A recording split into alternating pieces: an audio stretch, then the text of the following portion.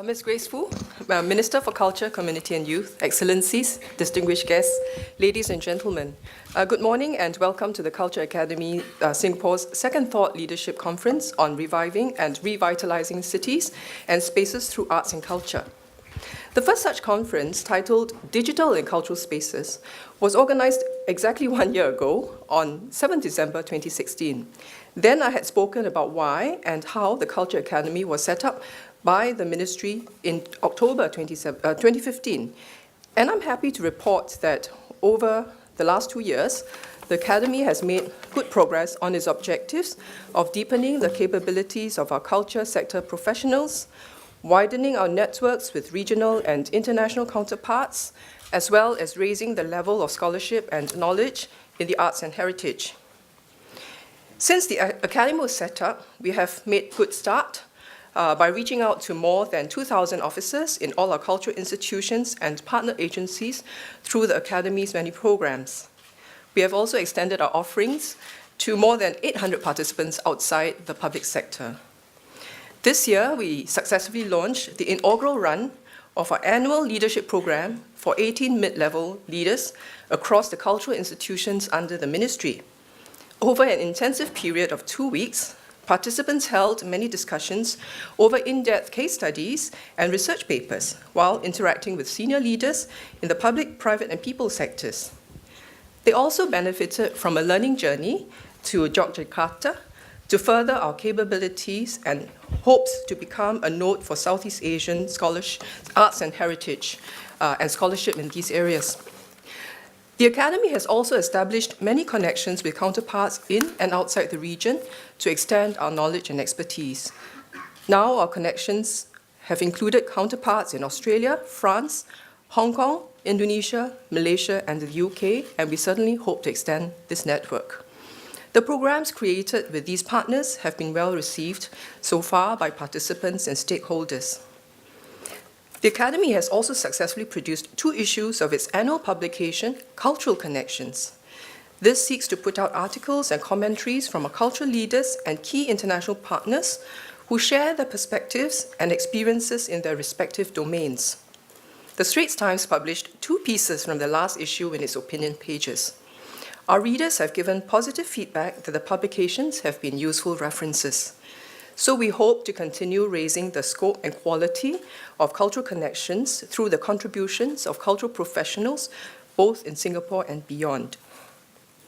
One of the strategic thrusts of the Academy is to promote thought leadership in the sector and to use an annual conference to bring up topical issues that cut across the arts and culture sectors and raise them for debate and discussion. This year's theme for the conference was chosen as many of our cultural institutions and professionals dwell on the value of arts and culture in a person's life, a community's history and heritage, and a nation's memory and well-being. In our interactions, we have found that our counterparts around the world are also seeking better ways to define the value that arts and culture bring and how it can make a positive difference to their lives. One key strategy is to harness the arts and culture to revive and revitalize a city or space. In doing so, to enrich their relevance and distinctiveness through connecting the present with the past, bringing out the characteristics and identity of local communities, and providing all with a culturally enriching living environment. Our speakers today, who come from Australia, Indonesia, and Malaysia, among others, will join colleagues in Singapore to share with you how they have successfully used arts and culture to revive and revitalize their respective cities and communities. I understand that after last year's conference on digital in cultural spaces, some of our participants and agencies met again with the overseas speakers and have since formed their own linkages among themselves.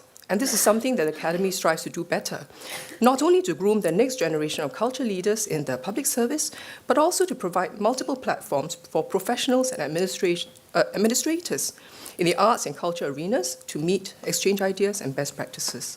So I hope that similarly after today's conference, likewise, many of you will go on to form new linkages and collaborations among yourselves. It leaves me now to thank our partners and stakeholders for your continued support of the Academy. Firstly, I would like to thank the University of Melbourne, who partnered us in 2016 and this year again on this conference. And we are pleased to welcome our two special guests from the university, Ms. Joanne Liguris, Executive Director, Faculty of Arts, and Dr. Meredith Martin, Associate Director, Cultural and Public Engagement. I extend our appreciation also to our other valued partner, the British Council in Singapore. My thanks also to all our other speakers and session moderators for readily accepting our invitation. I wish especially to thank Mr. Douglas Gautier, who has come in from Australia to deliver the keynote, and Dr. Kenson Kwok, who has the difficult and challenging task of delivering a rich conference roundup. My appreciation also to fellow members of the Culture Academy Steering Committee, as well as the sister agencies within the MCCY family for your strong support of our work. Last but not least, we wish to thank our guest of honor, Minister Grace Fu, and our Permanent Secretary, Ms. Yeo Chi Yan, for setting aside this time, despite your busy schedules, to join us. So I wish you all a very intellectually stimulating day ahead. Thank you very much. Thank you, Mrs. Daniel. Excellency, speakers, distinguished guests, ladies and gentlemen, a very good morning to all of you. I'm delighted to join you at the Cultural Academy's second annual conference. This year's theme is Reviving and Revitalizing Cities and Spaces through Arts and Culture. Such platforms by the Cultural Academy enable us to build new networks, deepen our relationships, and share our ideas among Singapore's cultural leaders. I stand here humbled by the many esteemed speakers, accomplished professionals who are here with us. We have some of you joining us from Australia, Indonesia, Malaysia, and the United Kingdom. For our overseas participants, a very warm welcome to all of you. As we take a closer look at our cultural spaces and communities, let me share with you my thoughts on how the arts and culture have enabled the building of communities.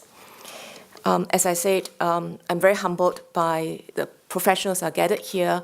I'm looking at this topic really with a lens from someone from outside the sector, but with a very keen interest in the topic. So I really just like to share my own observations and hope that that will provide some useful nuggets and materials for discussions later on. All over the world, societies have harnessed the ability of the arts and culture to revitalize cities and spaces through what we now call placemaking. This is because the arts are universal languages which can transcend immediate differences to help build bridges across cultures and communities while connecting us to our roots. Many other countries have also used arts and culture as part of urban revitalization efforts to create a sense of pride and identity among their peoples. But the question I would like to lay down for us here today is how we in Singapore can revitalize our spaces in a way that will endear them to fellow Singaporeans. I will share 3 thoughts on this question, which I hope will be useful to you. First, it is important to recognize the ability of the arts to deepen our sense of national identity and belonging. I recently visited the Kowloon Culture District, a project that seeks to establish a vibrant cultural hub in the heart of Hong Kong. Really, it's a prime site at the tip of Kowloon. The largest arts and cultural project in Hong Kong, the West Kowloon Cultural District, will span 40 hectares, which is about 50 football fields. It will have performing arts venues, museums, exhibition halls, along with green open spaces and parks right by Victoria Harbour. The CEO of the West Kowloon Culture District, Mr. Duncan Pescott, said, "We are determined to create a cultural hub where the local art community can be inspired. We want everyone to see the progress we are making in creating a world-class cultural district that Hong Kong people can be truly proud of." In Singapore, we have the Civic District, home to important stories in Singapore's historical, architectural, and cultural heritage. Through placemaking, we have transformed some of our majestic historic buildings and give them a new lease of life. For example, we are all familiar with the National Gallery, located in the old Supreme Court and City Hall, houses the largest public collection of modern art in Singapore and Southeast Asia. Singapore's first Parliament House, which stands on the site where the Temangong of Johor used to occupy, is now the Arts House, home to the Singapore International Festival of Arts. Right next to it, we have the Asian Civilization Museum, the only museum in the region devoted to exploring the artistic heritage of Asia.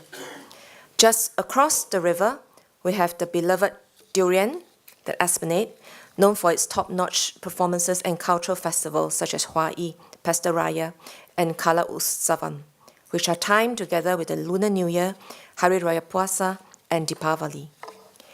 Each of these places are rich in history, but together they can transform an entire district into a showcase of our distinctiveness and uniqueness to both Singaporeans as well as our friends from other parts of the world. How can we make that happen?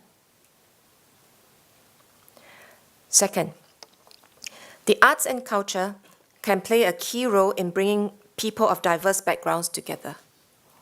Placemaking can create common spaces for people to gather, share, and understand their experiences. Le Son Carte is a community cultural center in Paris, which I visited, where you can find artists, youth, and the public participating in a variety of cultural pursuits. The place is anchored on a building that used to house the city's undertakers, hearses, and horses.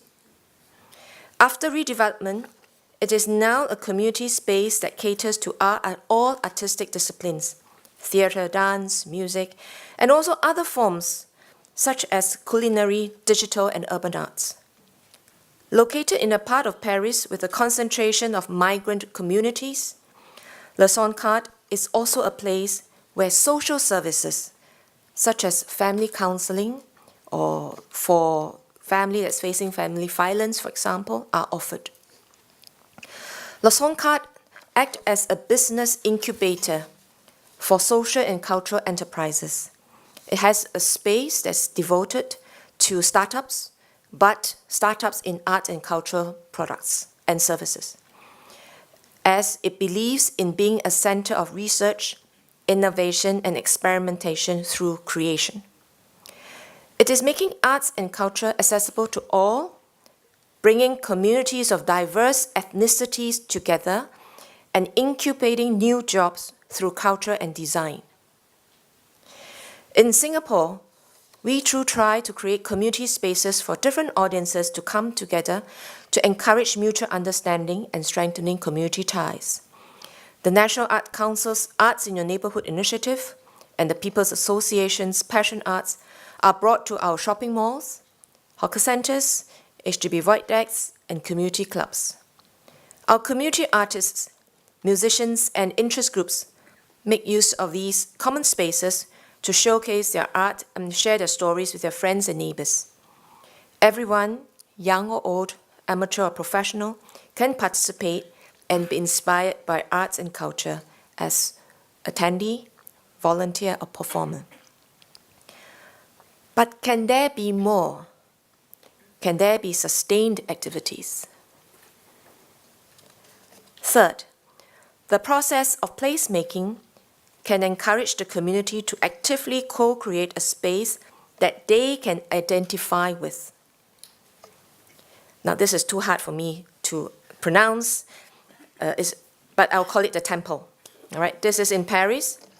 Was originally a thriving second-hand clothes market with about 1,000 traders in the 50s to 70s. However, business decreased significantly over time, resulting in empty buildings. Fortunately, the local city government responded to the wishes of residents in the neighborhood and redeveloped it into a new multi-purpose center for arts, culture, sports, and food. The temple now partners some 50 associations to conduct lifestyle classes for the community, with a commission set up to select teachers for the classes and keep costs affordable. It also has residencies for budding artists within their studios and auditoriums as a way of supporting the local scene. During its place-making process, the temple was recognized for engaging and consulting the community extensively. We, too, believe in the importance of involving our stakeholders and community in our placemaking efforts. We want to create spaces that serve the needs of Singaporeans. The government has worked with public and private stakeholders on placemaking activities over the years, including key arts and heritage events. For example, you may have been to the annual Singapore Nights Festival, organized by the National Heritage Board and held in the Bras Basah Bugis district. Since its first edition in 2008, the number of stakeholders involved in the festival has grown by more than 10 times. These stakeholders have also shifted from being passive venue providers to active community partners, joining the NHB in co-creating the festival for Singaporeans to enjoy. But have we gained ownership? Can more local co-creation be facilitated? Our collective efforts appear to have borne fruit.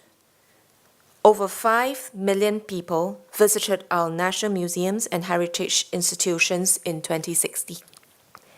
The number of non-ticketed arts and culture activities is at its highest level, with attendances of non-ticketed events exceeded 9 million. Put together, these positive trends suggest that we are on the right track in developing a more vibrant arts and culture scene. We can do more in revitalizing our city and spaces through placemaking. We must continue to engage our stakeholders and to do so more deeply to build on our existing efforts. As seen from some of the examples that I've shared, we need sustained engagement and purposeful programming to effectively make a space, a place. To accomplish this, I firmly believe that we need to invest in capability development and learn from the best practices locally and overseas. Our institutions must work effectively with each other and look beyond bringing audiences or visitors into their respective institutions, and I'll repeat that. Our institution must look beyond bringing in audiences or visitors into their respective institutions. We have made our own institutions places for culture, but together with the people, we can make Singapore a cultural place.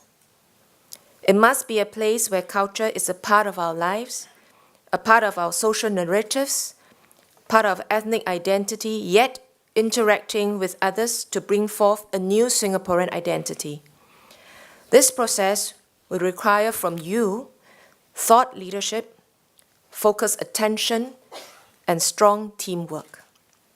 The conference will be a good place for these elements to take place.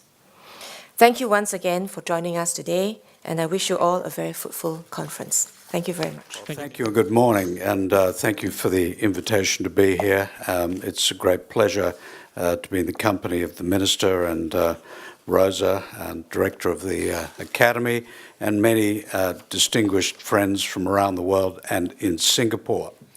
It seems like a very big subject matter, doesn't it? It's certainly a mouthful, I think, after looking at it and saying it a few times. But this essentially is what I wanted to talk about. And so what I will do this morning is try and give you an idea of some thoughts about this that might be useful for the rest of our discussions today. Give you an idea how some of the elements click into this, and then walk you through some other parts that relate to this topic. I think cultural diversity is a very important ingredient in all of this. And of course, here in Singapore, you know all about cultural diversity, and in Australia, increasingly, we know about it. But it is an important ingredient, I think, for the success of the centre there. Intercultural dialogue, so it's moving that diversity along in a proactive way, and I'll talk to some degree about that.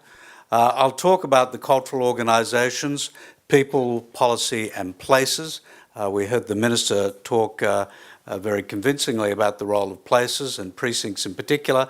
Found spaces, some, built others, so I'll talk a bit about that.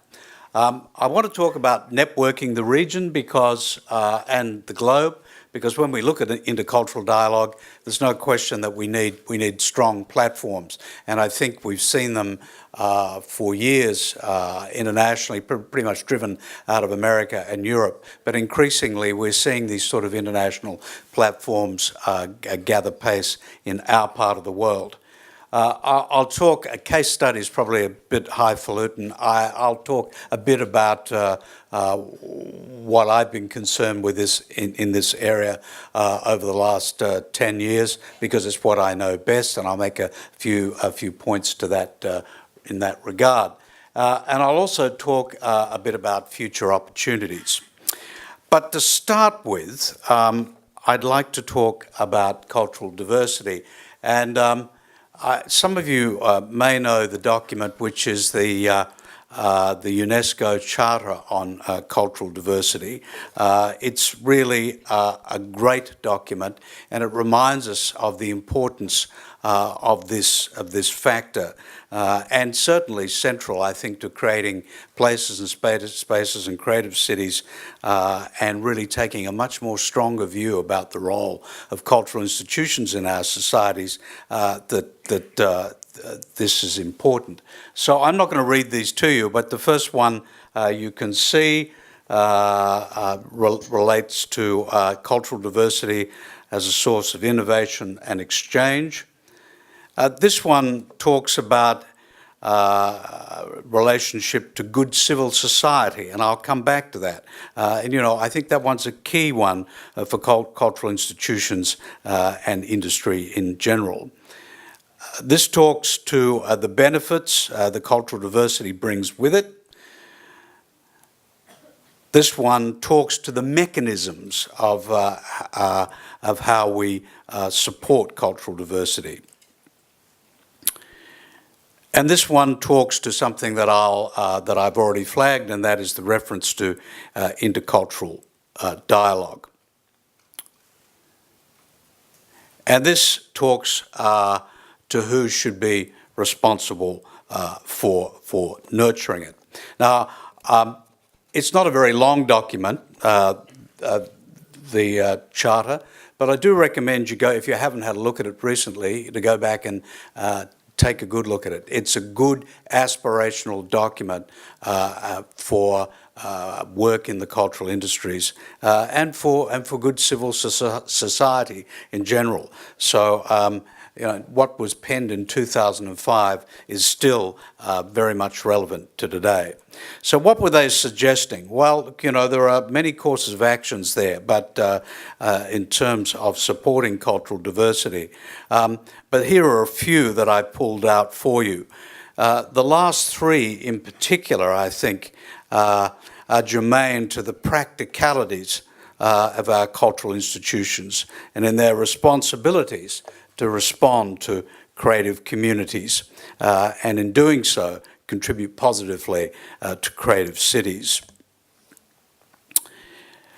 But this is all very well, as someone once said, and I can't remember who said it, but it was someone important.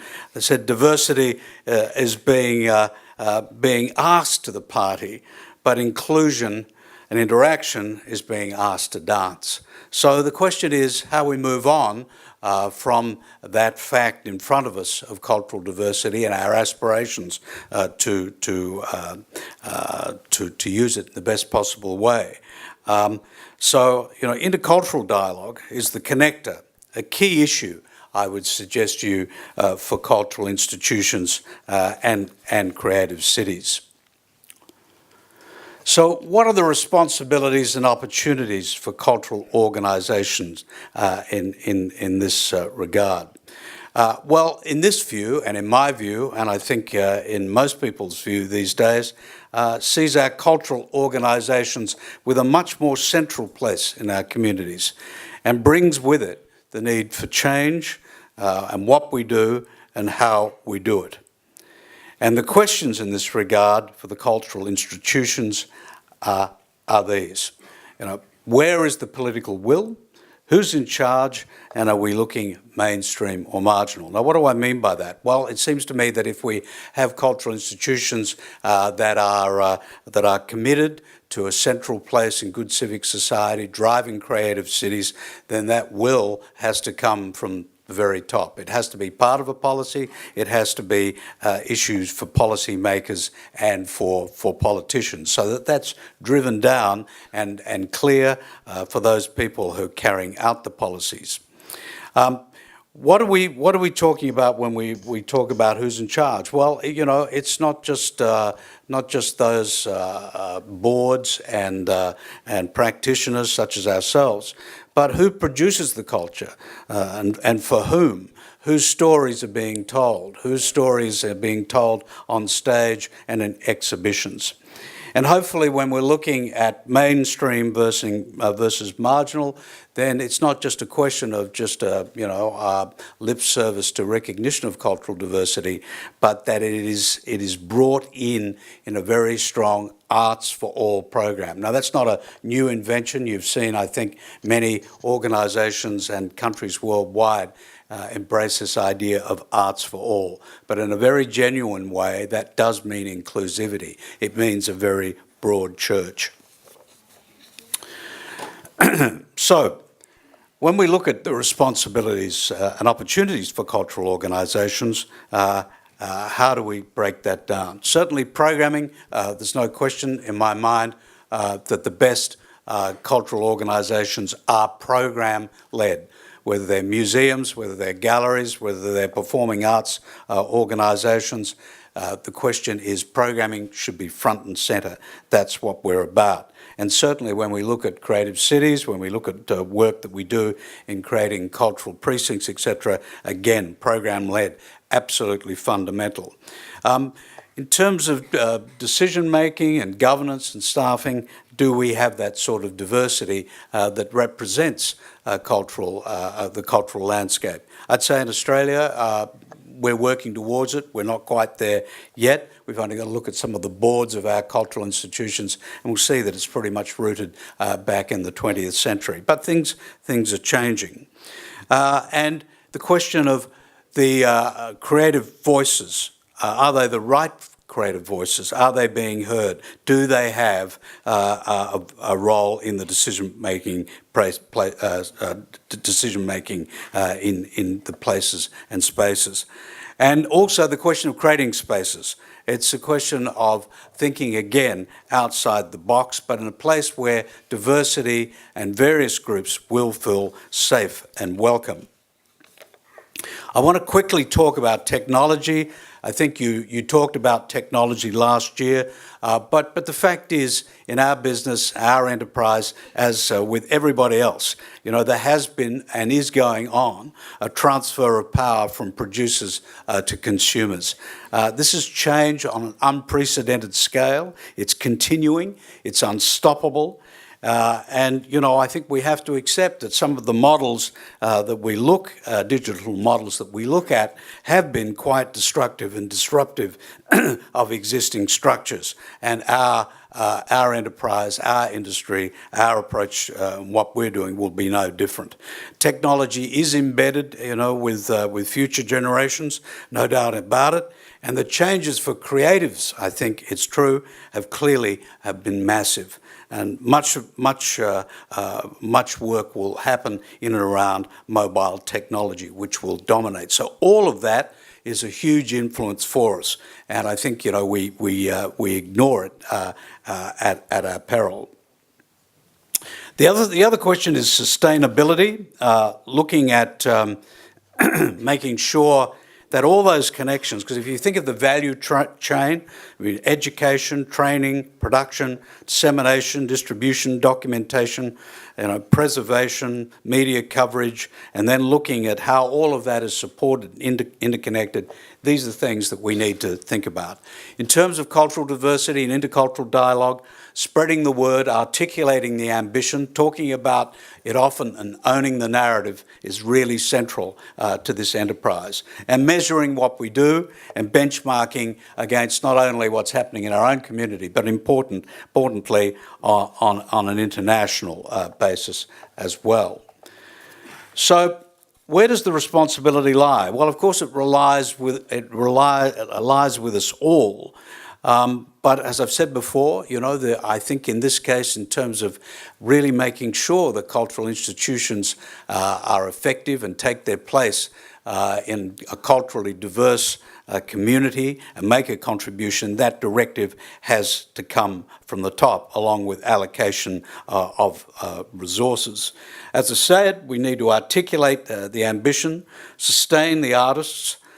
Arts for all, I'll come back to this in due course when I'm talking about the Adelaide Festival Centre work, a broad-based approach that really does embrace in changing parameters and perspectives. And thinking about those outside the tent, it's working with audiences, young audiences in particular, but a lot of us work in, tents which are cultural temples, and it's thinking about how we actually take what we do outside, and that we make spaces and places safe and welcoming to people who have not, and groups who have not hitherto had access. So let me talk about places and precincts. So the power of the precinct, and of course, I take some of this from a group called Global Cultural District Network, and I'll refer to that in a moment. But there is no doubt, I think, when we look at precincts, and you have precincts here of various varieties. In Singapore, they're evolving all over our region. We see them internationally, and we see many different types of examples. So, there is no question that it does help in terms of revitalising downtowns. It does attract tourists, it does attract residents, it does produce economic impact and many economic impact studies. So it does have effect. But the question is, what goes into it from an art form point of view? And in many cases, this is a popularisation of high art.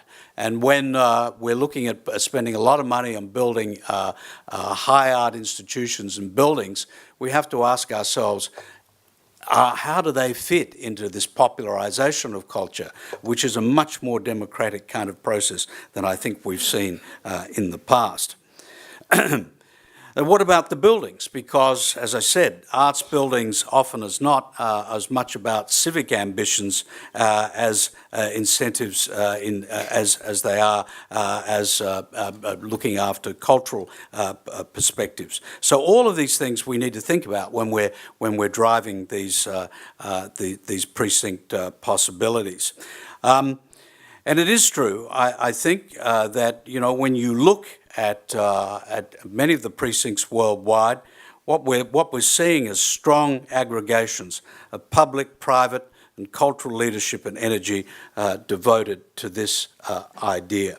And what it does, of course, mean is that the cultural institutions themselves are having to take a lot of responsibility into pump priming material into those activities. Let me flick now very quickly, and I realise I'm moving around here, but from placemaking across to the utilisation and the growth of the networks and the platforms that let us benchmark across cities and across communities and across art forms. The first is the Global Cultural District Network, and I hope you can see some of that. Now, both a number of Australian cities and, of course, Singapore belongs to this. Angelita Toe and I are on the board of this organisation. And what it does is start to share some of these ideas about placemaking, some of them big, some of them small, and it deals with issues like metrics for success, technology, content and programming partnerships, branding, how to partner effectively and with whom, recruitment, responsibilities for tourism, education and community development, the animation of public spaces, role of institutional anchors, etc., etc. But what it really does, I think, is help us share this momentum in this regard in terms of various developments around the world. And gradually, what we're seeing, even though the organisation is primarily has been based hitherto in America and Europe, what we're starting to see is a swing of momentum to this part of the world. But it has a great deal of potential for us. I wanted to talk about this organisation, APAC, which I chair, and the Secretariat is here based in Singapore at the Esplanade. But the interesting thing about this organisation is it is it's 25 years old. It is, I believe, one of the most effective cultural organisations in our region. And it's the basis for a lot of good work that's already happening, but also I think it's also the basis for a lot of good work that will happen in the future. Now, primarily, as you can see, it's performing arts centres, but increasingly it attracts partners like architects, software suppliers, artist agents, academics, etc., etc. And this organisation already is looking at exchanging product, obviously, so there's content touring around Asia Pacific. It's looking at joint commissioning. It's looking at exchange of staff. And as of next year, what it will do is it will become a basis for bringing art centres, performing arts festivals in the region together, because it has that sort of capability. But again, there is more that an organisation like this can do, and definitely will do. The other one I wanted to raise, is UNESCO Creative Cities. Now, this city is a creative city for design. There are four now, I think, creative cities in Australia. But again, what I wanted to put up there, even though there are something like 180 members worldwide, there are now increasingly a number of members in Asia Pacific. And the potential and the basis for these organisations to work together and cities to work together is very strong indeed. Now, UNESCO is the umbrella, if you will, but it's pretty much up to the cities themselves and the organisations themselves to put in and create projects. And that is happening. Even on the music side, in Asia Pacific, there aren't very many members, but there is Hamamatsu, which is the keyboard city in Japan. There's Tongyan in South Korea, which is a centre for traditional Korean music. And there is Benares in India, which is a centre for a certain kind of raga music. And there is Adelaide. So you couldn't get a more different gene pool. But already what is happening between those four cities in terms of musicians, composers, people working on the net, so much activity that has come out of it already. And indeed, it has to be said, a number of cities are working together to look at cross partnerships, say between a city of film and a city of music, or a city of literature and a city of design. So this has great potential. And again, I would make the point that we're seeing the momentum shift to Asia Pacific, as it should. This I mentioned because this is a good example of a bilateral arrangement. I can't think of any country that Australia has embarked on this kind of long-term cultural dialogue and participation and elevated it to the level of strategic alignment. So in our case, culture sits alongside trade and defence. So that's a big commitment, I guess, for both countries. But I'm not quite aware of anything like that elsewhere for Australia. And the reason is because the fit is good. because both countries really value multicultural communities, and both are interested in creative cities, and both believe in the central role of arts and culture for good civic society. I wanted to talk just very briefly about this, and all I will say is that fundamental to this, our change here for this centre has been trying to cite the centre more strongly in the midst of a good civic society. Not a nice thing to have on the periphery, but an organisation which is very interested in education, is very interested in participation, is very interested in discussion, is very interested in inclusion, not only within its country and its city, but is also very strongly interested in engaging with its region. Arts for All has been a fundamental ingredient in us achieving that over the last 10 years. And I think in many respects, you know, we have moved to the centre of our community's activity, and we're much more highly valued, particularly in a society which is becoming rapidly more multicultural. And programming is right in the centre of that.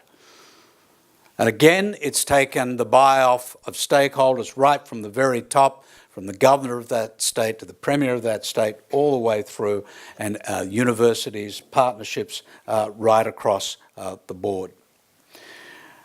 So that's, if you like, the kind of circle I'm drawing there with these various components that make for success, in my experience at least. I would like to finish, just to take the last couple of minutes just to make reference to something and perhaps to look forward. What I'd like to do is just make reference to the, and you may know this report, it was written in 2015. It is the UNESCO Ernst & Young Global Study on Creative and Cultural Industries. Now, you go to look at that study, and what you'll see is that Asia Pacific is the world's largest cultural and creative industry market.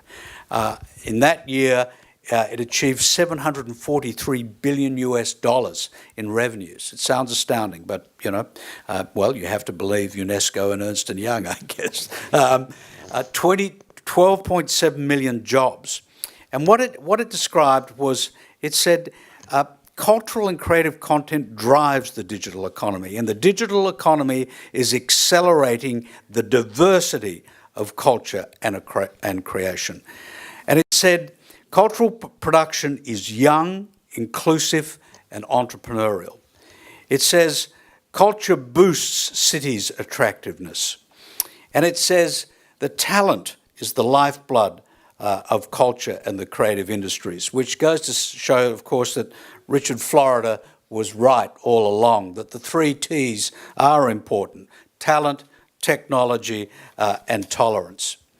So what I'd say to you is, I think we have many collective opportunities to grasp in our region. And in the case of Australia, it's important that I think that we are drawing on those connections more definitively and seeing them as more meaningful and relevant to us in this part of the world in comparison to perhaps those older links to Europe and America. So the discussions that we're having today are, I think, a testament to our collective willingness and appetite to encourage intercultural dialogue and cooperation in our Asia-Pacific region and connect our creative cities. We'll do this together, and I'm sure we'll do it a lot more. So thanks for the opportunity to speak with you this morning. Thank you. Minister, my panellists, and all of us in the audience today. It's just a delight to be back in Singapore and to see some of the things that have been going on since I was last here. So in this panel, in this very quick talk really today, I wanted to do 2 things in answering this question. The first is really a brief introduction to SAM, to Shepparton Art Museum, where I work, where we are, what we do, what makes it different. And then an introduction to the big new development, the project that's going on, that really is the motivation for this rethinking of arts and culturally led economic renewal. So a quick snapshot to where we are. Shepparton is a town of about 63,000 people on the Goulburn River floodplain. It's about 2 hours from Melbourne, so it's in central Victoria. It's not known as an arts and cultural place traditionally, and yet it's really doing things that I think is shifting the thinking across the board in terms of what can be achieved. It's located on the traditional lands of the Gautier Nation, also comprised of the Bangarang people, the second most populous Indigenous language group in Australia. It's the largest Aboriginal population in regional Victoria and has a strong history of Indigenous advocacy, leadership, political involvement, nationally and internationally. It's a key regional hub in terms of economics, in terms of growth, and it accounts for 25% of the total value of Victoria's agricultural production. It's the biggest producer of pink lady apples, as I've discovered, that they disseminate and they distribute all over the world, and pears, of course. It has a diverse, multicultural population. An estimated 3.5% of residents have Indigenous heritage, as I've said, and approximately 13% of residents were born outside of Australia. So that's a really interesting mix. It's probably less known for these things, but that's the thing that makes it really quite unique and interesting. It has a history of migration from the 1930s onwards, which has resulted in a strong, culturally rich community. So from Greece, Italy, Macedonia and Albania around the Second World War, post-Second World War, Turkish, European, late 1980s, Punjabi Indians, Pacific Islanders, 1990s, Afghani, Iraqi, Sudanese, Congolese populations. So as a local council, working with all these populations and thinking of the role that arts and culture plays, it's a challenge. It's really interesting. It's a strong farming community, which is the other thing not to forget. So largely dairy, and of course the orchards that were the reason that so many people came and settled here in the very first place. So where we are now, this is the current entrance to SAM, which is in a council building. We're wedged between performing arts and the council offices. And one of the challenges that I think we all, including me when I first came there, found was that most people go to pay their rates or to pay a parking fine. They don't think about going to an art gallery necessarily. The collection is 80 years old. It was started 80 years ago, and yet it only got its first gallery in the 1970s. It was redeveloped in 2012, and it changed its name from SAG, which is rather unfortunate, to SAM, Shepparton Art Museum, which has a much better ring. It brought it in line with museum standards, and I think that this is a really important point. And in 2012, it was awarded the best small museum in Australia. I think that's important because it shows the aspirations of the museum. It showed that it wanted to work within the ICOM framework of museum standards and that its ambitions were not just national but also international. As I said, we are in the process of probably the most ambitious change in the museum's history since it was first started 80 years ago with the vision of a town clerk who decided to buy a work and enlist artists to actually chart the direction of the new museum.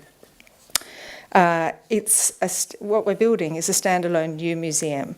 And though I never thought I would say it, it's a building that will be more than an art museum. As a curator and someone who's worked with artists for many years, it sort of surprised me to say that. But this is a really important building, I think, for the in a civic sense as well as a cultural sense in this part of the world.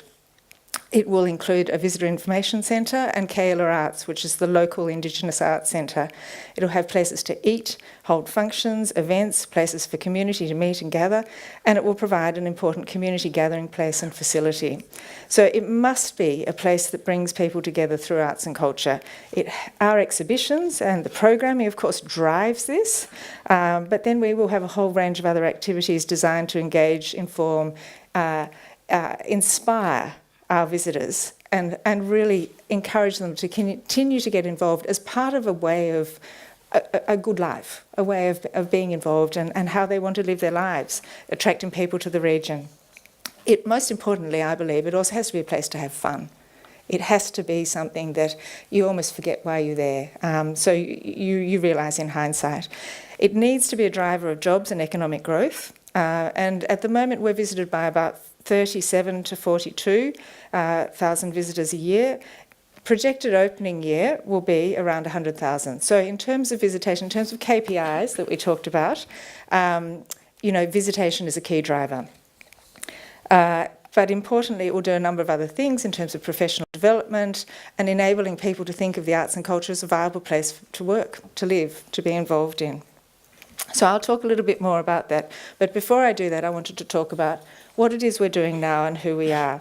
So I'm starting with the collection, and I think in Australia, SAM is really known for its extraordinary collection of Australian ceramics. We have the largest collection in the whole of regional Australia. And that unique point of difference is one that I think sets us apart from many others and means that we can program and think about our audiences and engagement in really new and exciting ways. So this is just an image of the collection show that we did to celebrate 80 years. 80 works for 80 years, and ceramics being a part of it. A large commercial component of it as well, early 20th century design. And I think there's been a renewed interest in this because of programs such as The Collectors, because of the popularisation, I think, and the fact that most people say, oh, my grandmother had one of those underneath a sink, So that's okay, they'll learn about it in the process. Significant holdings of notable historic Australian paintings, and interestingly, very important Australian feminists or female artists from the 20th century, largely acquired because at the time they were cheap. Doesn't matter. I think it's really interesting to think about the role that these works play in how we go forward. A growing collection of works by leading contemporary Australian artists. And we don't have big holdings of international artists. That's not the purpose of Shepparton, but what we do is program so that we can bring things in and we can showcase and we can collaborate in that way. But in terms of acquisitions, it's really supporting Australian artists and working with Australian artists at this stage.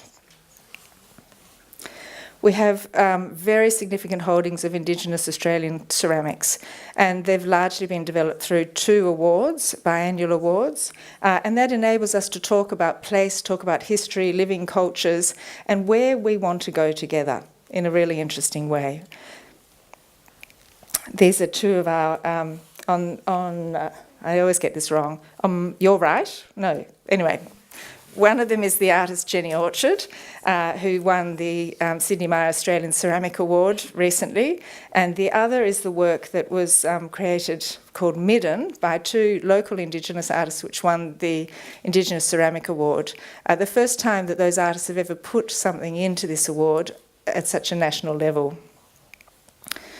So our program is designed to be locally relevant but engage with global contemporary ideas. We're ambitious and we work with really outstanding artists. So there are fundamental principles, and around that we can then think about how we want to engage, how we want to inspire and what we want to do. We present around 21 exhibitions a year. There are 5 temporary exhibitions, a couple of collection shows, 4 what we call showcase, which is working with artists, ceramicists who have a commercial practice as well, and 4 drawing wall commissions. So big works that are temporary, that engage with audiences outside of the museum. I'm very conscious of inherent bias. I'm very conscious of reflecting the cultural mix, gender mixes, diversity, but that is not my driving principle. It's what I then look at the end of working with the exhibition or the curators and say, now let's have a look at this. I think that's very important to say. Whereas, as I said, this is one of the exhibitions, one of the projects that we've done recently, where we took the exhibition out and we worked with partners around Shepparton. I always believe that you have to go out to meet people, to invite people back to your house. So that sense of exchange and building up and things that people understand, they're the canola fields that surround Shepparton at a certain point of year. That make it this vivid green. And we put a little work in that was an artificial pollinator. So it's looking at digital technologies, and it actually worked. So there we are. Oh, not a very good photo, I'm sorry about that. John Campbell, who's got an exhibition at the MCA at the moment, Museum of Contemporary Art in Sydney, and we invited him to work with us to do our most recent drawing wall. So I make no apology for being ambitious and working with really great artists. And it's all about collaboration too. You know, you would think at a certain point that they're doing fabulous shows all over the world. Ask. Most people are keen to be involved and to participate. That enables them to understand what we're doing in a unique part of Australia. Some of our audience work, the work that we're doing with secondary students, I think is really, really important. We have really diverse audiences, and education is a key way of getting involved. Education is a key way of participating. If you get the kids in, they then want to bring their parents to show what they're doing, and it's putting them on the beginning steps of lifelong learning.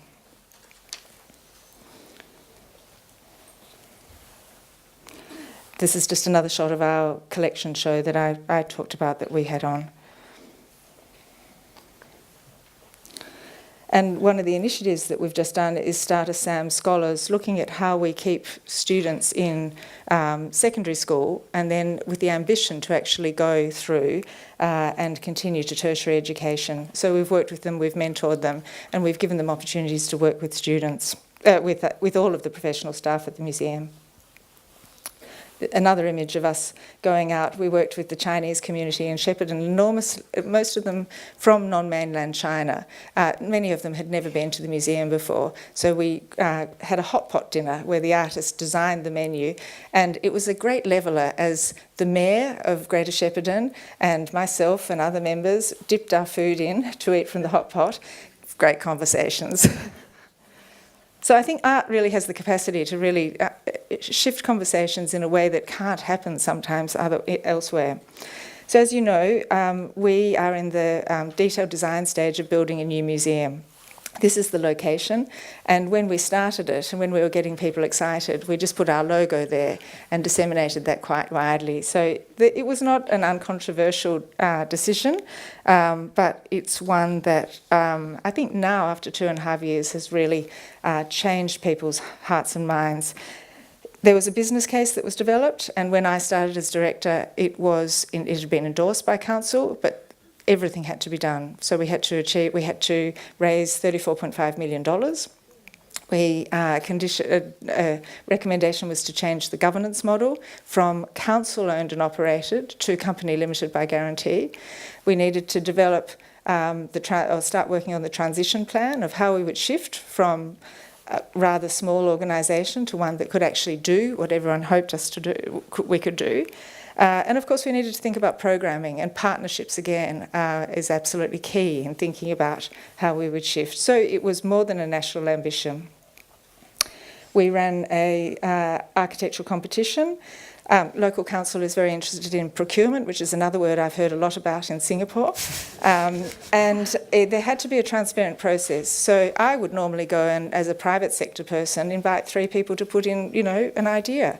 I can't do that. So we ran an architecturally endorsed competition by the Australian Institute of Architects.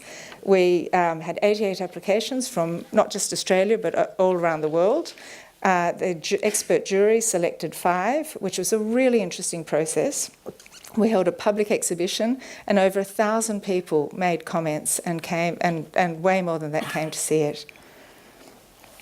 This is the building that was selected. Denton Corker Marshall, who are internationally acclaimed Australian architects, they recently developed Stonehenge Visitor Information Centre, so they have an international practice as well.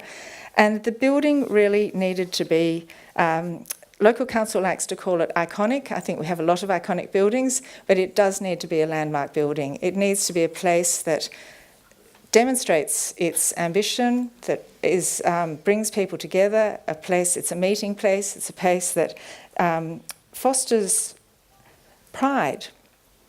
A place that, for those that haven't understood what a place of arts and culture or a collection place can be, can rethink, can shift that thinking of the way that it can be included into their own lives.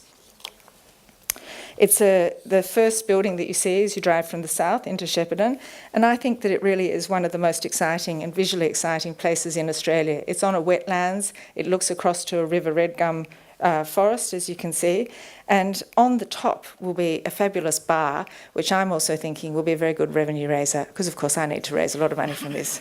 So a director's job is never, it's complicated.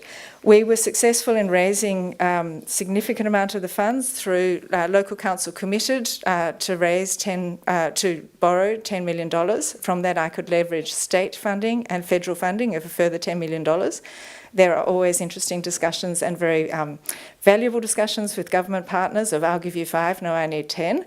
But I think when we talked about what this project could and would do for Shepparton, and not just Shepparton, that's when the conversations were really interesting. And it's something that we cannot do alone. It's something that we have to do together as a partnership. And interestingly, because of that, this is seen as one of the most significant museum buildings in Australia at this stage.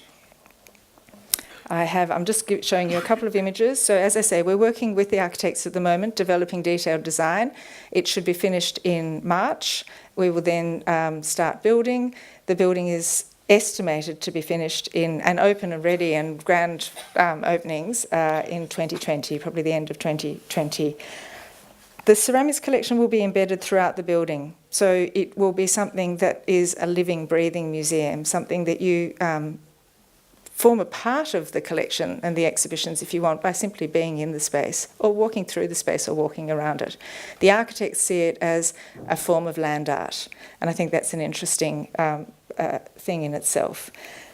One of the winning things for me is this art hill, as they call it. I have images, or I dream of, kids rolling up and down it, people moving. At the moment, it's a much-loved place. When the sun goes down, it's very hot up there. People come out and they sit and they actually bring their dinners out, and it's a form of extension of people's living spaces. So again, you understand that very well in Singapore, I think. It's something that in Australia, because we have more space, in the past we haven't understood quite so well, this sense of place, this sense of public civic places and the role that it can play in building communities. So there are challenges, of course. At the moment we have 4 trains a day to Shepparton from Melbourne, and we need a few more. Nonetheless, I think that, as I said, in 2.5 years, there's been an enormous change in the understanding of the role that this building and our partnerships, our collaborations, our work with people, not just nationally, but internationally, can play. And it's an incredibly exciting opportunity to work with our Shepparton communities, the Aboriginal community, these rich multicultural communities, to say, what is the story that we would like to tell going forward? So with that, I will finish. Thank you very much. Thanks very much. I'm quite surprised there's actually no one in the booth to help the translation. But, hopefully after 5 years of being in Melbourne talking to students from a very diverse background, you'll understand me. I've slowed right down. So I am going to talk about a very particular case study in Scotland, but I'm going to take you on a journey through quite a bit of my career. I'm an architect who ran a practice and still continues to operate a practice in London and recently launched in Melbourne. But I came into academia from practice, and one of the battles I've had over many years is trying to connect academia and practice and find opportunities to work closely together through the research. I'm not someone that traditionally publishes. I'm someone who works out in the field and tries to deliver projects and use projects to form partnerships. One of the things that I'm interested in is this notion of growth and decline in relation to cities. And growth is always seen as a positive thing. It's always talked about in terms of economic growth and the opportunities it brings. But I think there's some concerns about growth and something we need to be careful about in terms of identity and changes that go on in communities. And I'm going to touch on decline and actually some of the impact that growing up and living in a post-industrial city like Glasgow and some of the opportunities that brought even through difficult times and the changes in the art world that came through that. A kind of subtext to this would be projects that are beyond the White Cube Gallery. So these are all projects that have originated out of buildings, very particular buildings, very particular communities. And they really, you could argue they maybe run parallel with the White Cube Gallery, but they're very distinctive building types. So I've been in Melbourne for 5.5 years. I'm director of the Melbourne School of Design, which is part of the Faculty of Architecture, Building and Planning. And I run a practice called Nord. We work in a lot of arts-based projects. The Victoria and Albert Museum, we completed the permanent furniture galleries there back in 2010. And we have one of the initiatives over the last couple of years is to embed a scholarship. So we have a student who goes over every year now and works with the V&A. So again, here's an opportunity, a project from practice, where we've actually tried to find opportunities through education. So really, practice, research and education cross over all of the projects I'm about to talk about. And in most of them, they all come together. These projects involve me as a practitioner, an academic or an educator. Sometimes I'm just the architect, sometimes I'm just the academic or the researcher.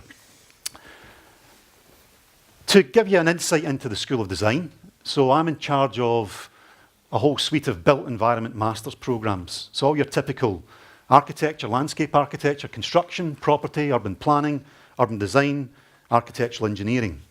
But in the last 3 years, I've been tasked with trying to look at opportunities to grow our post-professional marketplace. So looking out at the professions and trying to look at opportunities to get the professions back into the school. Now, part of that is looking at research centres as well. So we've set up the Australian Centre for Architectural History, Urban and Cultural Heritage, who looks after the new Master of Urban and Cultural Heritage. We've got Oran, the Australian Urban Research Network, which looks after the Master of Urban Analytics, which will launch next year. And then we've got the Master of Ageing, which is a pan-university, fully online masters looking at the whole ageing demographic. So some of the research projects we're looking at are the role of cultural institutions in relation to the ageing population. So these suite of master's programs that are developing really respond to this issue of growth. So if you look at the Melbourne context, it's fascinating. 18 months ago we launched Plan Melbourne, which was meant to be the 30-year vision for the city.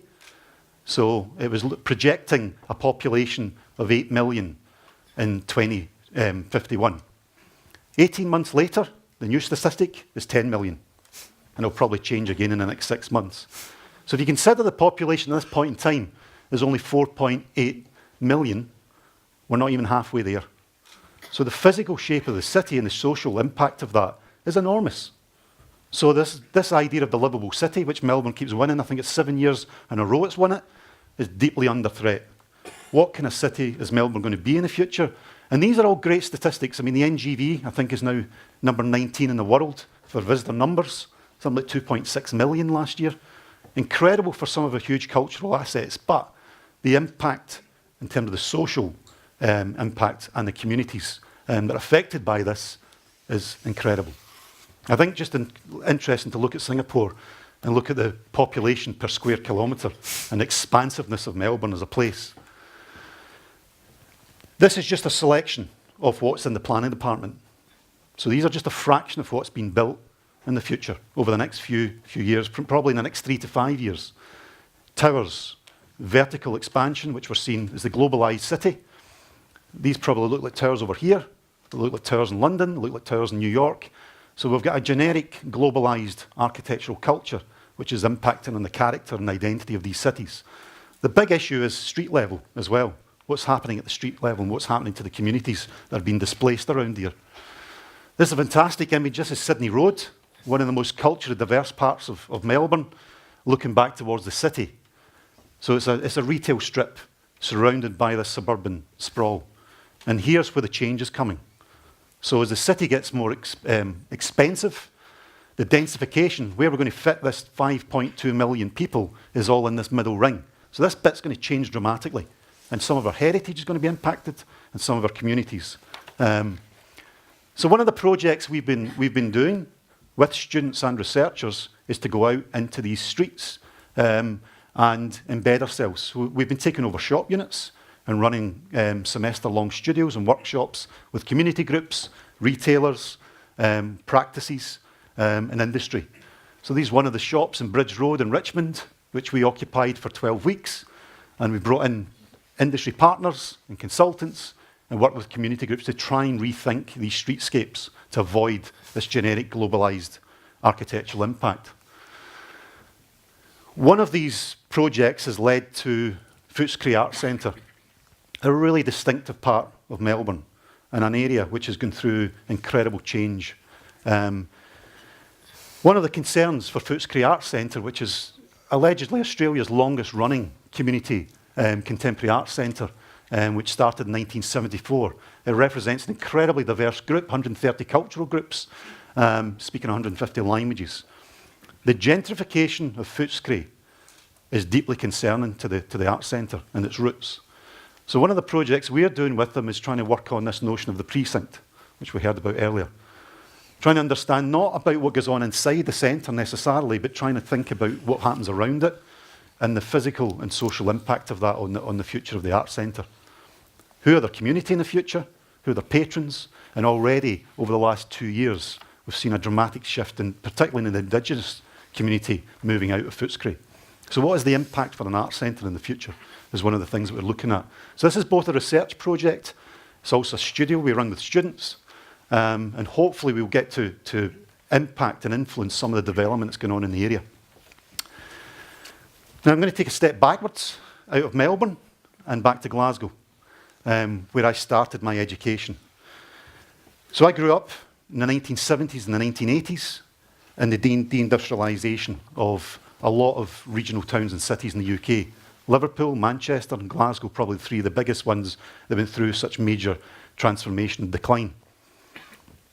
There was no contingency plan, a lot of unemployment, but what you saw then was this rise in city branding and festivals. So Glasgow won the tag of European Cultural Capital in 1990, and then it went on to be City of Architecture in 1999. And these were incredible festivals, huge positive impact, economic impact, tourism. They also initiated a lot of young practices like my own, who emerged in that really positive cultural space. The other thing that happened was the buildings that were left over from that post-industrial city. And these became incredible ad hoc, temporary spaces and venues for the arts community. This time in Glasgow produced, and still there is the legacy of this is incredible globally, one of the most dynamic groups of young artists that come out of any city in the UK. 6 of them went on to win the Turner Prize in the last 10 to 15 years. So it's a really fascinating conundrum of decline, huge social consequences and unemployment, and then this sudden advancement of city identity and branding that was going on. It also saw the introduction of lottery funding and Arts Council funding, which transformed a lot of these spaces. So for me, I started architecture school in September 1989. This production had a huge impact on that decision to go into architecture school. Mahabharata by Peter Brook. He turned up in the city looking for a venue for an 8-hour performance for Mahabharata, and he discovered this building on the south side of the city, an old tram depot lying derelict for 10 years with no use, in probably one of the most culturally diverse parts of the city. Huge Sikh and Indian community around this part of the city. But north of the city is where all the cultural institutions are, and most of the art schools and universities and the cultural programming. So he occupied this building for a few months. It was a huge success story, and so much so that the City Council decided to operate this as a temporary arts venue for the next 5 or 6 years. It had such an impact on me that I ended up travelling to Berlin. The UK was going through another recession, the tail end of 1990, and I got an opportunity to go to Berlin to work on this project in Dresden.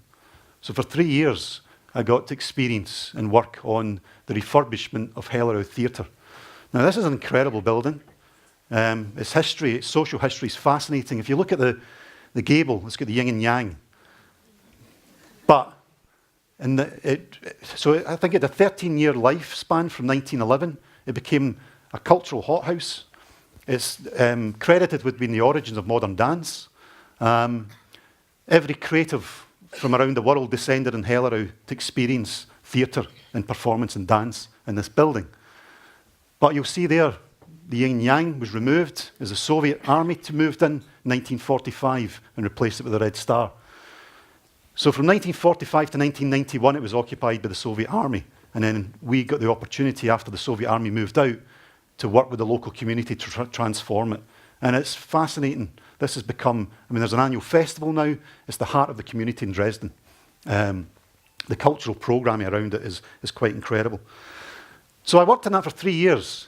And then the City Council of Glasgow, leading up to City of Architecture and Design 99, launched a competition to make Tramway into a permanent arts venue. And we were successful in winning that, and I relocated back to the city to work on it for 6 years. And Tramway's become, I mean, you know, we look back at the early 2000s, you look at the Tate Modern now, and all of these other huge industrial buildings have been transformed in the scale of art now in that short period of time. But this was one of the biggest arts venues in Europe, creating some incredible shows. Now, for me, the fascinating thing about this is it started by someone occupying a building for a theatre production, for a one-off show, and it's turned into one of the most significant cultural assets in the UK and in Europe. And it's amazing that something on a temporary basis can have such a trigger and transformational effect on a city.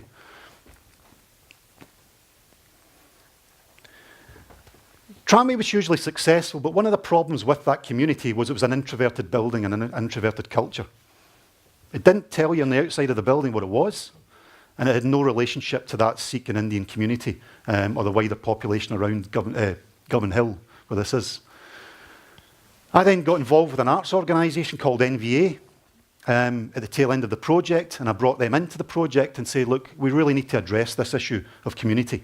We can't have a building that's so institutionalised, not interacting with the community. There's a huge opportunity there to involve them. This NVA had an expertise in working with communities on large-scale public artworks and environmental artworks, and an expertise in funding. And they successfully raised the funding to transform this bit of waste ground at the back of the building into a community garden. It's called the Hidden Garden. It has 5 permanent staff that look after it, and it has it's the programming, the cultural programming around this has transformed the art centre itself. It's the most popular open space in the community. The art centre's here. This is a photograph taken from the upper level. And what you'll see in the background is the recent addition of a mosque. So there's a mosque being built in quite a contested piece of land, and this community garden now mediates between the two buildings. These were so successful that they spawned a whole series of other projects. Community swimming pool, which was just 2 streets away from the Tramway Arts Centre, had been closed in 2001. And again, a community trust approached us to help them look at transforming the building. Last year, they reopened the learners' pool, and we use it as an arts space, a temporary art space. The thing about all of these buildings here, SWG3 and then WASP Community Arts Centre, every one of these buildings was scheduled for demolition. So in 2006, they were all scheduled for demolition for redevelopment, for residential development. So at the height of the boom, everyone wanted to build residential accommodation, flatted development. 2 years later, the economic crash stopped all these projects in their tracks. What happened after that was fascinating, because the council are sitting with buildings redundant, and for peppercorn rents of £1 a year, community groups and artists' organisations were given access to them. Every one of these buildings now, if you go into their websites and look at them, are really productive, active art spaces with incredibly rich, diverse communities that occupy them. This building here, this kind of typical tenement, has got 75 artists in the 2 middle floors on cheap rent, sandwiched between 2 creative industries floors, graphic designers, architects, who subsidise these spaces. Every day, there's 420 people going through the doors of that building. If it had been a flatted accommodation, you'd have had 16. So the incredible impact on street and on that precinct has been fascinating. And this is something that's come through decline. It's become through this economic transformation. So I'm going to conclude on St. Peter's, because this is a building that I've been having a pilgrimage to since 1989 when I started architecture school.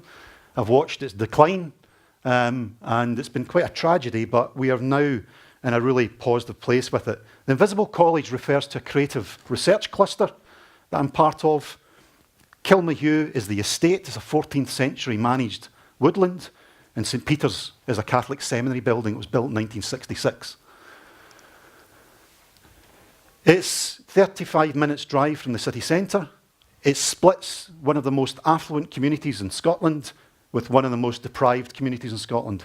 Hugely contested site, and again, back in 2006, this was scheduled for demolition to create huge, big estate houses, 5 and 6 bedroom houses, causing all sorts of controversy with the local community about that, about the fact that this land was going to be privatised. It was owned by the Catholic Church. You can see the transformation from the baronial house was set on fire, unfortunately lost, and you can see the deterioration in just a few years. Incredibly, this building, through the work we were doing, has now got World Monument status in 2011. This is what it was like when it first opened as a seminary. It was designed for 100 priests.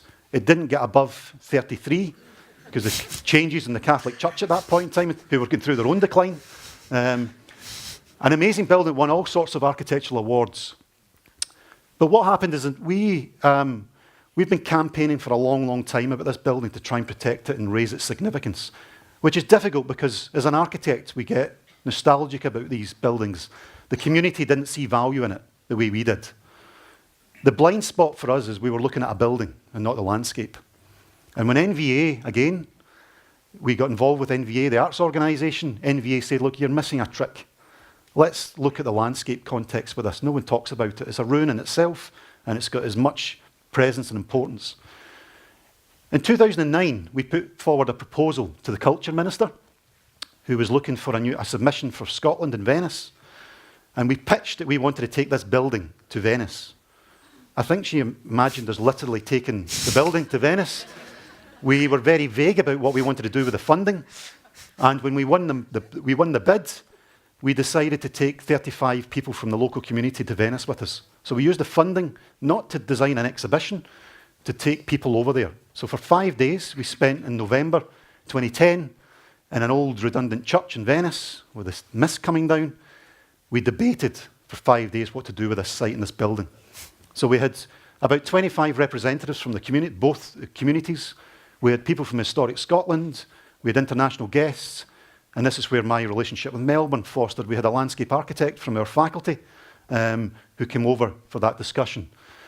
The Culture Minister has been incredibly supportive of it, and she became Cabinet Secretary in 2011 and committed to the future of this project, which is fantastic. She looks after various public bodies: Architecture Design Scotland, Creative Scotland, Historic Environment Scotland, the National Galleries of Scotland, the National Library, the National Museums, National Records, and Visit Scotland. And she's made this a priority project, which is fantastic. So the Invisible College was born in Venice in 2010. It's a partnership between Edinburgh University, University of Glasgow, Manchester, and Melbourne. It is a really rich creative cluster of research partnerships, but also involves performers and writers, as well as the local community.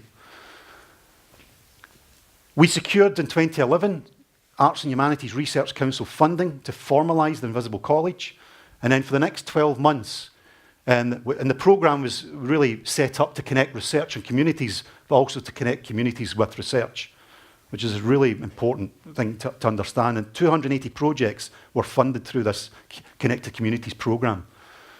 So for 12 months, we worked on the site with the community, with various academics and industry partners, to look at the transformation of the site, of the landscape around the building, not so much the building.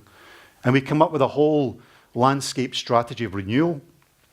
And within that 12-month period, we established a productive garden for the community. So these two disparate communities come together to manage and operate that space. We have published an incredible amount of work on this project and the site, and we've debated, we've had seminars and workshops on site. And we then secured the Festival of Architecture 2016 through government funding. And the building's been cleaned and transformed into one large concrete folly on the site. And there's a beautiful film that I'm not going to show you. You can go online and see it, that shows the transformation of this building through the Festival of Architecture. We've just secured $7 million to refurbish and look at a 10-year programme of events around the site. These are just a couple of the snaps from that. And I'm just going to finish on a movie, which will only last a few minutes, so, and I can sit down. But this takes you through in 2014. We started using drone footage to survey the building in detail to try and avoid the cost of scaffolding and survey equipment. But this gives you an insight into the incredible structure that's there, the incredible power of this building. Fellow speakers, distinguished guests, excuse me from hiding behind here. I get very nervous public speaking. And they told me there might be gin in here, and there isn't a gin.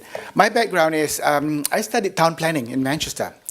And then for the last 15, 20 years, I've been a businessman running a family business doing textile chemicals. And in 2010, I was asked by the chief minister whether I would run a festival, because 3 other proposals, they didn't want to take on the job because the budget was very low and we had 6 weeks to count down of a festival. And we were supposed to do a 1-month festival. So I'll tell you a little bit about Georgetown. Just to show you that we started before Singapore. We were 33 years ahead of Singapore at one point, and now we've got 20 years to catch up. We got the UNESCO listing in 2010, and a lot of it focuses on the outstanding universal values of the city of Georgetown. This is a little video because I'm terrified of public speaking, so 2 minutes is a video.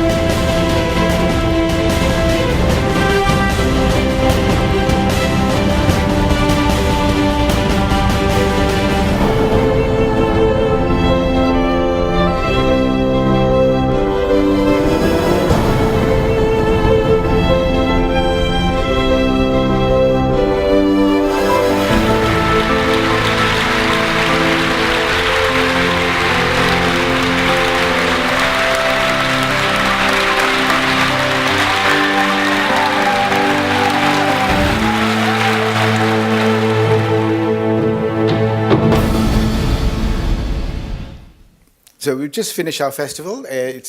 Normally it's the month of August. So when we first started, I had no experience of running a festival. I liked the arts. My background was just an industrialist and dabbled in the arts. So I didn't know what to do. 6 weeks, so I did a bit of homework. I studied. You had a festival called the Sun Festival here. That was at that time 3 years old. And then there's Singapore, and there's Johor, and Malacca, and Kuala Lumpur. And they became my benchmark of like, okay, what did you do? But from the onset, I thought the most important people in the festival would be the people of the city. So I started thinking that the VIP audience would be the people of my city. So this is a little history of how we got started. We had a very little budget of 400,000 and 6 weeks. But a really good chief minister whispered to me and said, if you need help, call me. And I must say, in these 8 years, I think I've called him maybe 4 times, and he's responded every single time. We were very fortunate that the international press picked us up. I think it's also because we're a nice little holiday destination. So people come and have a nice holiday, and you get your better laksa, better char kway teow, and of course the durian. It helps us a lot. 80% of our programming from year one has been free. And it's my personal belief that it has to have artists to be accessible for the people of my people. And although the budget comes from normally your ministry that wants figures and facts and numbers and all that, and I keep saying that it should be for our people first and tourism second. So if the tourist comes, it's a double benefit. And we don't have performing halls. We have one civic hall that's 1,000-seater that sometimes you fight against the peacock that sings outside the hall and in the soprano singing inside. And it's a civic hall that they have weddings in the foyer occasionally. So it's a bit of an embarrassment, and it's really, when you come and see spaces all over the world, even this space, we really don't have. We don't even have a secondary black box or a 300-seater.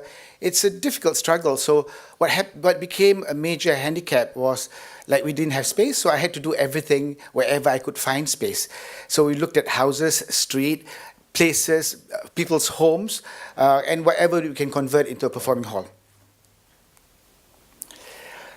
This is about places that we started to use. In 2011, we commissioned a play with your very own Singapore, Tan Keng Hua, and this Blue Mansion has won one of the 100 best mansions in the world. And a lot of the public don't know of it because it sits behind haloed walls, you have to pay to go in and all that. So I decided that, well, this is one of the first venues that we wanted to commission a play on the wife of Chong Fat Si, and it opened the house to a lot of people who've never had been inside one of these mansions. This is another thing. When Ernest came up to me, he had done a mural a year before and nobody knew where it was and who he was. So we devised an idea, and he's not the world's greatest artist, but what he wanted to do was very interesting little portraits of people, our people, my people, streets. So we picked 10 walls and 10 stories that he wanted to pick, and we had to go through planning permissions, we had to go to council. We have a very stringent rule about not to use the wrong paint for walls. So we really had to go through weeks of fighting council officers that, and now everybody's doing wall all over the place. But I like this particular project because I believe that if you put things in a hall and people are forced to come in, a lot of people find that I'm not clever enough, I'm not intelligent enough, I'm not cultured enough to walk into a place. And I get terrified. And if you have to pay $150 to sit in a performance and you can't run out, so it makes a lot of people who are not comfortable with the arts. And Penang, Malaysia, we don't have a sophisticated audience. We really don't have. A lot of the people that sits on the bumps in the seats are family and friends and people who think that they should be in halls. But I'm hoping to build real, honest, sincere audience.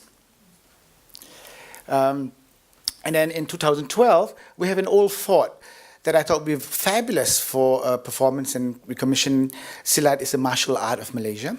And I thought, okay, let's just do a show there and pray to God it doesn't rain. So we did that. In 2013, I was introduced to this Indonesian artist called Joko Avianto. And he came over, he wanted to do a little structure. And he said, okay, we'll do it in a small place, 8 feet high, 12 feet wide, and all that. I said, what if I gave you the canvas and you just dream whatever you want, and we'll beg or steal or borrow money and do this thing. So we took a drive around the city, and we found that area between these two, the city hall and town hall, as a really nice space to join the two buildings. And I said, okay, let's go for it. Let's get the permission, and let's bring in 3 containers of bamboo, have 15 people working on it, and make it accessible to people to come and see it. And it was a very brave project. We didn't have the funds for it. I had to beg for it, and we had to have council permission to put this, and where's the safety and all that. But it was a really exciting thing for both of us to be able to just have that freedom to just think, okay, I have that canvas, and the government gives me freedom to curate. I think I'm really very, very fortunate in Southeast Asia to be given total freedom to do exactly what I want without having to go through a committee. I hope it lasts. And then in 2014, because again, no space, so this is the Ku Kong Si. It was refurbished by the French. And then a good friend of mine who I've worked with a lot, he's been lifelong ambition to do a film like Douglas. And he wanted to direct his own film, this film. And it's a personal biography. And for years, nobody would want to buy this film. So I said, let's do it into a play. So we did it in one of the side houses. He staged in a 2-layered stage. And we had all Chinese benches to sit through. And I think a lot of people cried coming out of the show. And last year, it was launched into a movie. This is again a Singapore collaboration. I must like the Singaporeans. This is a house that we have. It's one of the stately homes. And BBC wanted the house for a month. And the owners were going to make about 150,000 ringgit for loaning in the house. But because we wanted the house, they put aside money. And this is the charming side about Penang. From the chief minister to the mayor to owners of building to the roadside sweepers, everybody wants to help the festival. So we got the house for free for a whole month to work on the production of 2 houses, a collaboration with Singapore and Malaysia. And this is also interesting because the public had never been to the house. After this show, and when there were plans announced that this house was going to be turned into a hotel and shopping mall and all that, there was a huge public outcry because they've seen the house, they've been inside the house, and now the owners themselves have stopped that plan or shelved it for the moment. So it's a nice way of allowing people to have access to places that they will never be able to see. This is in Butterworth, and in 2015, I was invited to do a fringe festival in a place. So they took me to a place there. It's like 1965 Malaysia. Nothing works except the temple. That's the only thing that's new. Everything else, there's a little bar that truckers stop and drink and have strange women in the room. But that's the only thing that's open. Everything else is closed. So I thought, what a sexy place to do a festival. So for the last 3 years, we've had a street festival there that you have people who've never seen art or felt art. And last year, one of the biggest moments for me was this Chinese family that came up to me and said, could I take a photograph with you? I felt like a rock star. But for a Chinese family, and I asked, why did you come? She said, we stumbled upon it last year, and so we decided to come and bring the whole family. So it's a really nice feeling when you know that you've made somebody's life meaningful. This is again Singapore, my God. I think it's because I have a very strong personal relationship with King. This is our hotel. Again, we did it before Raffles, because a lot of the things that we do in Georgetown Festival is to layer stories, so that it's good enough to buy international shows. Anybody can do that. But what we normally try to do is to have, I call it the kueh lapis, which is layered cake, to have very strong layering, which is stories about our spaces or our people or our history that nobody else could replicate anywhere else except in Penang. So this was a story based on people that would have stayed at the Eastern and Oriental. This is my pride and joy. 2 years ago, this is an area right in the city center. 8,000 people live in that low-cost housing. And the city wants to turn it into an arts hub. And I asked, do people know about this? Nobody knows. The state has not engaged in dialogue with the people. So I said, well, then this is your VIP audience. So last year, we turned this little plot of land into a paddy field. We commissioned a work called Mupai Padi to have a dance piece right in the middle of it. And I wanted these people to have access to it and taste art or culture or performance that they would have never been able to see. So it was a very interesting exercise. That was last year. Oops. Okay. There goes my gin. This is a small park that they built, and it was just left empty. And a lot of people don't use the parks in Malaysia. So we did this Malay music in the park, and now musicians are going there on their own, basking, using that space. People are using the space on their own. So we started using this when it was a beautiful park. Nobody used it, but now I see that local musicians have started basking, and especially this young Malay group are playing Nusantara music. This is again the same space. So this year we built well, I won't call it a theatre, but we built a structure and had 3 performances, especially for the residents of that. And we went around for a month, sending them little leaflets and saying that we didn't get the thousands of people that we wanted, but we got an audience. And I think it's very important to be very patient and nurture and grow your audience. And these are people living in the flats that have never seen shows, that would never come and see a show. And it was very interesting that they did, and we interviewed them. And I personally spoke to a lot of them because I was really charmed by the fact that all these aunties and nyonyas that came out, they're my favorite audience. So my office is in a street called Armenian Street. When we moved there in 2008, there were hardly anybody on the street. And now you see everyone's opening a little cafe, boutique hotels have sprung up all over the place. So when the government asks you for figures, we have very good figures. We have like 12 million over hits on our website. We have 600,000 hits every month outside the festival. But more importantly, a lot of small businesses have opened, a lot of local businesses. The only thing that frightens me is this thing about commercial tourism and where people sell souvenirs. Because of the economic things, there's no control. But I keep saying, look, you've got to fight back. You've got to gain back your ground and don't sell souvenirs from Indonesia or Thailand. Build your own. Do your own, you know. Stop lamenting about them coming in if we don't fight back. So these are some of the boutique hotels. So that a lot of Singaporeans are buying out our property. We can't stop it. But at least it keeps the building alive. And after the rent control, a lot of people have started buying up properties. But I don't think it's a foreign problem or blaming the Singaporeans. I always say, why don't we Malaysians hold on to it? Why blame the foreigners when we who used to own these buildings sell out? I love Charles Landry's thing about second cities because everybody in Malaysia, everything goes to Kuala Lumpur. Everything. Every big shows, money. So as a second city, it's nice. It doesn't give you the pressure of having to overperform. You are just a small village, and if it works, and then the world comes over, and it's just you walk around it. So I think it's very important for smaller cities to have some support. But Singapore is easy. You just have one place. You support one city. You mentioned Richard Florida. This is something I feel important for me personally in my personal journey, why I'm doing it. For me, it's the word humanity. It's very important. It's not about the arts, but what the arts can do and what it has done for people in my city. Thank you. And if I could ask each of the panel members to answer this question, because it's really relevant to us in Singapore. So what does revitalizing and reviving mean in the context of Singapore, given the fact we have high standard of physical infrastructure, a variety of arts and culture offerings? A little, albeit all government-led, that was very sneaky.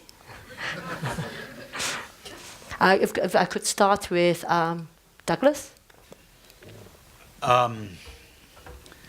Well, it's a very good question, isn't it? The concept of Singapore, given the reasonably high standard for the well, I guess it's seeking out the. I mean, what we've seen in the last 45 minutes is taking places and spaces as found, sometimes initiating, as we've seen in Shepparton, but I think with Alan and Joe, it's looking in another direction and not looking for the obvious. I think that's the lesson to take away from there. Douglas, Rebecca? Complex question, short answer. I think the first thing that I would say is celebrate what is there. I mean, we've looked at some of the... it's very easy to turn your back on buildings, and they're the things that make you unique and different from anywhere else in the world. And that's why I keep saying the things that we do are locally relevant, and I think it's the same here. That's what you're looking for, a particular essence. And yet you're engaging in a conversation that's global. So again, it's the networks, it's the conversations, it's the partners, it's the relationships. And that means that you don't just become a nice little anachronism that is living in a bubble of history. Shepparton has erased all of its older buildings, and so this is why we could build something that was very new and looking forward.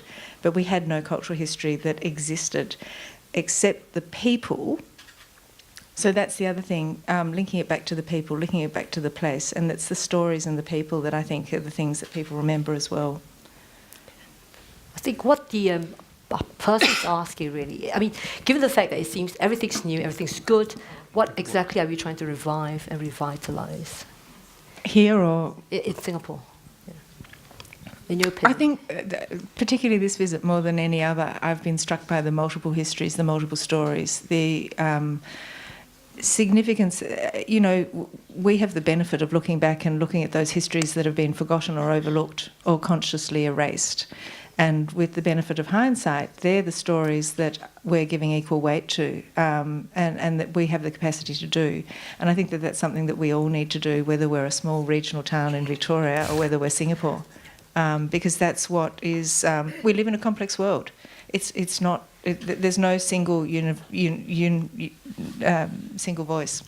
And whether it takes government to initiate that, or whether it's a complex initiative that is private and publicly funded, and bigger institutions like the University of Melbourne, for example, working with us, I can't do this on my own. So I think it's enabling those relationships. You saw that with Alan too. That's the global connectedness. They're conversations working with like-minded people, but it's being very aware and celebrating the things that make you different. Good and bad. Thank you. Alan. I think one of the things is the challenge. I mean, what I was touching on in my presentation was this kind of globalised, homogenised city that we're starting to see all over the world. So it's not. I don't think it's just relevant to Singapore. I think this is a problem with a lot of cities that are struggling with their identity. You associate with some cities through film and through movies, and you've got these particular images in your head of what they are. In Singapore, a lot of people, you know, that haven't been here recognise Singapore through some of your particular architecture, and I think that's a worry. That's something I think you need to be very, very careful of. It's just that need for some very simple grassroots initiatives and to nurture those. The thing I think is that excites me is that you've got young generations coming through now with very different ideas. We've got technology now and ability to connect in different ways. I mean, I look at London, and London's, you know, really, I think it's been a disaster what's happened to London architecturally and economically. It's transformed London in ways that's going to take years to try and correct. But what you're also seeing is a kind of fringe reaction to that and other initiatives. I mean, co-housing in London now is the biggest rise in housing, shared living. There was no rental market in London 15 years ago, 10 years ago. Now it's one of the biggest growth areas. So you're getting completely different social constructs that are starting to emerge in these global cities, and I think that they can bring opportunities with them. I agree with Alan, really, because research shows that sense of place really comes when there are three components: arts, activities. Since we're talking about arts and culture, arts activities, then the meanings and conceptions around arts activities, and then the environment. So in Singapore, we have the arts activities, a plethora. We have a very, very high standard of infrastructure, the environment. So what's missing in between to weave these two together is that meanings and conceptions, the narratives, and that's maybe what we need to revitalize. Joe, you spoke yesterday about, I love your stories, but where is it coming? I mean, where is it coming out from? Do we have the same sort of narratives that ties together as a people? And then people of different socio-economic levels, do you speak to them with the same sort of narratives and still make it coherent? That's what you're saying through the film, to the through the identity of the buildings themselves. Sorry, just jumped it like that. Joe. Just quick answer. Revitalizing and reviving for whom, why, and how. Just the three things for me, like why are you doing it, for whom are you doing it, and how are you doing it, you know, and is it people-centric or is it government's vision? Okay, for the civil servants among us, well, both civil and servants, we think about the 3 Ws.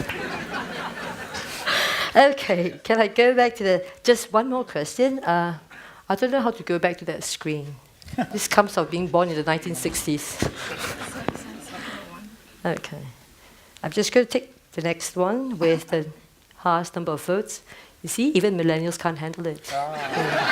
They're like, Hey, a blow for all those of us who are baby boomers, I think. Yeah.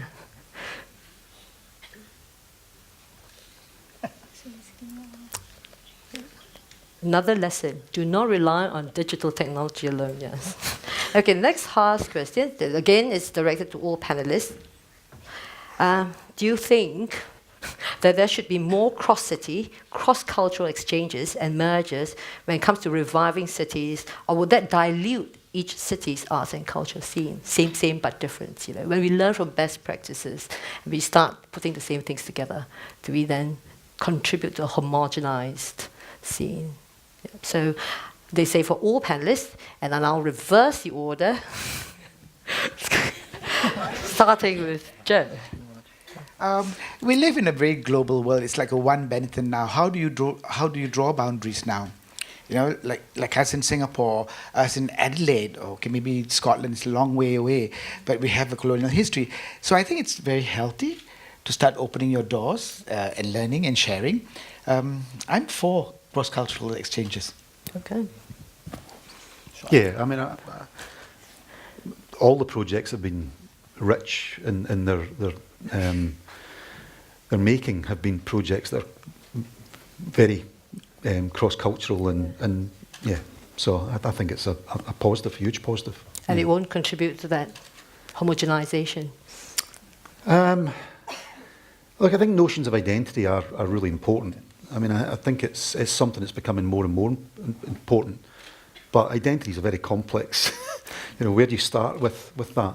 I mean, the project in Scotland we're looking at, there is a very particular identity in the localised village around this building, but it speaks to a global audience, as we say. But it's just making sure that you're not. I mean, that was our whole idea about taking the community to Venice. Normally, these projects in Venice would be the architects and the politicians and the funders sitting talking about the project, but making sure there's a conversation, a very rich conversation. But yeah, notions of identity, I think, are getting more and more complex and important.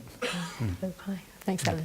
Becca. I'm going to answer the question with a very quick analogy to one of the things that we're doing at the moment. I think as institutions, while we say that we'd all love to work together, and we do sometimes, we are often competing for the same dollar, where people have limited amounts of time that they're actually, whether it's sporting, whether it's leisure, whatever it is. So I think you need to think cleverly about how you do that and what you do.